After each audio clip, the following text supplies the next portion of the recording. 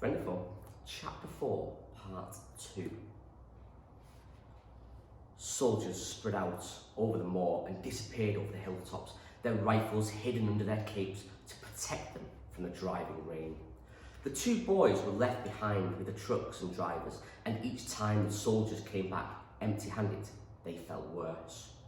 The officer kept asking them about the shape of the hills they had seen as a plane came down.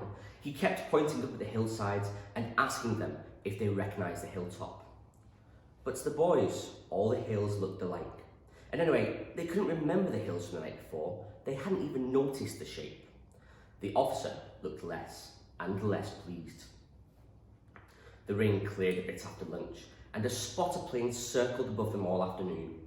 The soldiers, some of one had been quite friendly to start with, now made little attempt to hide their feelings. It was clear what they thought of the Townies story. For David and Tucky, it was a nightmare.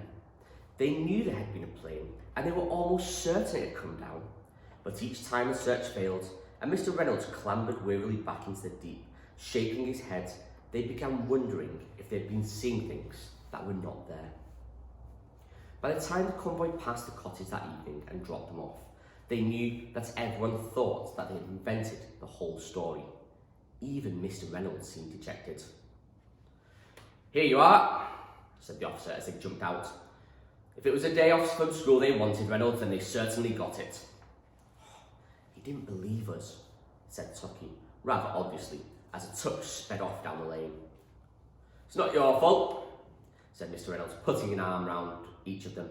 "Maybe the plane wasn't as low as you thought. Perhaps it managed to pull up." "We could have looked in the wrong places," David said. "The moor's a big place." "Of course we could have, my dear," said Mr. Reynolds, ushering them in the door. "But I don't think we did."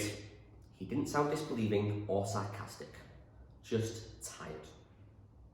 "There was a plane, Mr. Reynolds," Tucky said as they were saying goodnight. "We saw it, honest we did." "Of course you did, Tucky. We both know you did, didn't we, Anne? Now, off you go. It's been a long day, you're tired. I'm tired and Anne is certainly tired. She's done the farm all by herself today. Let's think no more about it." But they did think about it. They thought about little else all week. Everyone in the village had heard about the search, and at school, the Townies were not allowed to forget about it. Everyone had made up their minds.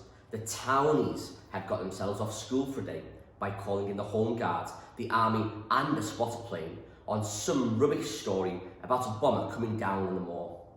Tucky was not the warlike type, but he very nearly got himself into a fight that day. That was after someone had suggested it might have been a flying saucer that they'd seen, and that they'd better all keep their eyes open for little men from Mars.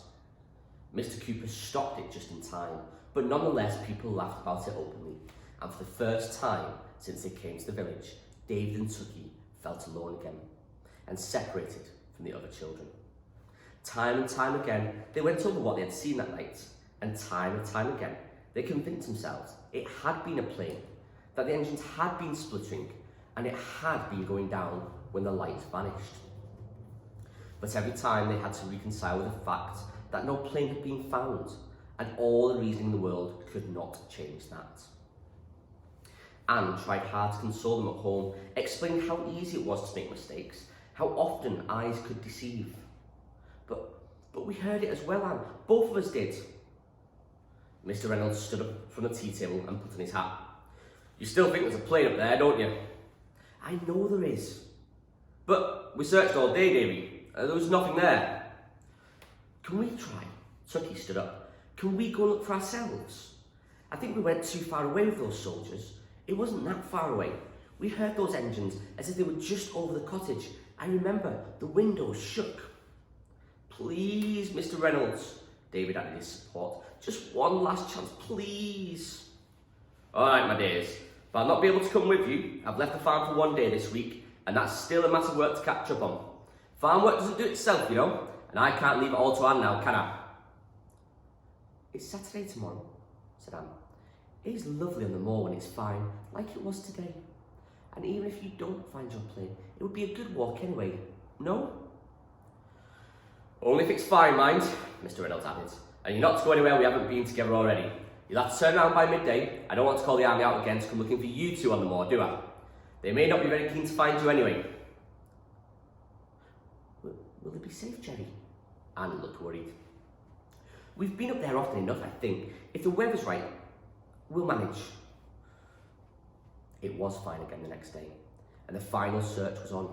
It was still wet underfoot as they trampled across the fields, but as soon as they reached the lower slopes of the moor, they felt the spring of the turf under their boots, and the higher they climbed, the drier it became. They navigated by following the line of the highest tor that they could see from the bedroom window. The plain had vanished somewhere in line with that. Yeah, tor, Mr. Reynolds would call it. Tucky was stronger and went on ahead, setting a fast pace, while David kept going in the right direction from behind. They climbed rocky river valleys, followed by streams, but always when they had struggled up one valley, there was another beyond. And yes, Tor seemed to have come no closer. At every hilltop they paused to catch their breath and searched the vast emptiness of the moor. There was plenty of sheep, and they recognised the red mark of Hamley Farm that they had been marked with. Occasionally, a group of sturdy brown ponies came in close to them, but moved away as they approached. But there was no aeroplane and no German pilots. Sweaty and tired, they sat on top of a cairn eating sandwiches Anne had made for them. The early optimism of the morning had gone, and the flies would not leave them alone. David looked at the watch Anne had lent him. After 11 already, an hour more we'll have to give up and turn around. Not worth going on, said Tucky. We'll never find it because it's not here. It never did crash. They're right, there's nothing here. Let's go back and forget about it. One more hour, Tucky, that's all. Then we'll turn back, all right? We've come this far, we might as well finish it. There's a chance. But David was just as dejected as Tucky. But the thought of those children at school laughing at them next week, with the look on their faces if they did find something, that was enough to drive them on. At midday, under a blazing sun, having nothing but a few lizards in sight, they finally turned round and headed back towards the farm. Both of them had given up now, but David was still not going to admit it. As a matter of course, they still searched the valleys and hills around them. But they were just retracing their steps, and all hope had gone. They wanted only to get off the moor and to forget the whole business. As far as possible, they followed the same tracks, but they took some shortcuts as they trudged back down the hills, recognising landmarks ahead and making straight for them across the country. On the way out, they had to keep close to the paths Mr. Reynolds had shown them, but on the way back, nothing seemed to matter anymore, and they just wanted the quickest route home.